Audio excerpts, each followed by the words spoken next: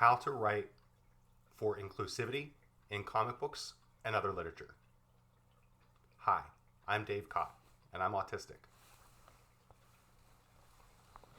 When we created the first featured comic book hero with autism, we did it with one single driving force: presumed competence.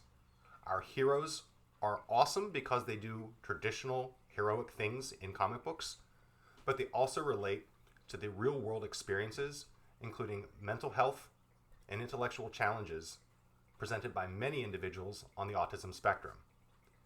While our hero is not all encompassing of every expression of autism, we vetted it through scientific means, medical research, and a keen eye to artistic direction on facial feature recognition.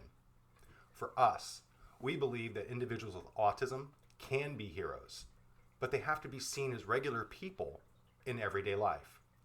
Currently, that is not the case. We lack an openly autistic government representative in the United States.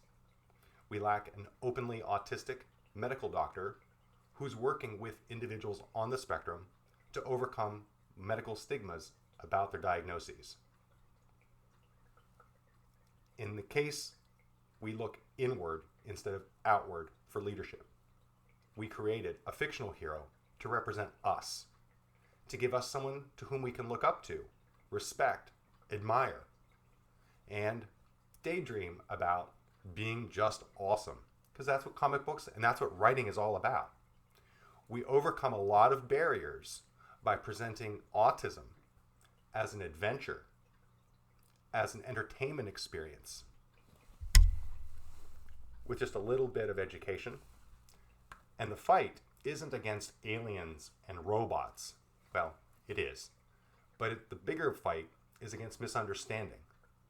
So having people understand our character, being able to relate to situations like high school romance or bullies, makes it relatable to the reader, makes them able to identify with the hero, even if they're not autistic.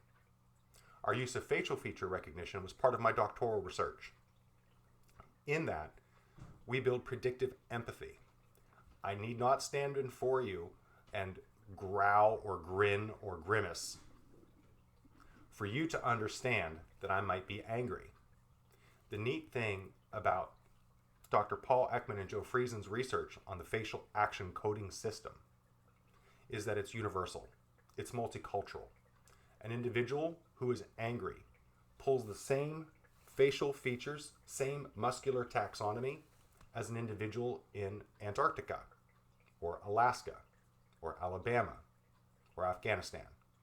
What makes that individual angry changes by cultural and many other variables. However, when adding a speech balloon and a caption text that also identifies that character as angry, we set a stage and we set a roller coaster and dominoes in action. We set the stage, introduce the emotion, and then let the reader see how that manifests going forward. Did that individual carry themselves appropriately? Did they do good things with their anger? Appropriate things with their anger? Or were they unsafe or chaotic? That's the role of the writer, to take those initial premises, once we have achieved a presumption of competence.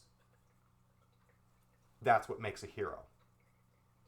Part of the heroic process is inviting the reader to be a hero too, to be seen as being accepting of autism, intellectual challenges, delays, as something everyone can experience in their neighborhood, in their families, among their friends, and places the role of being educated squarely in the hands of the reader.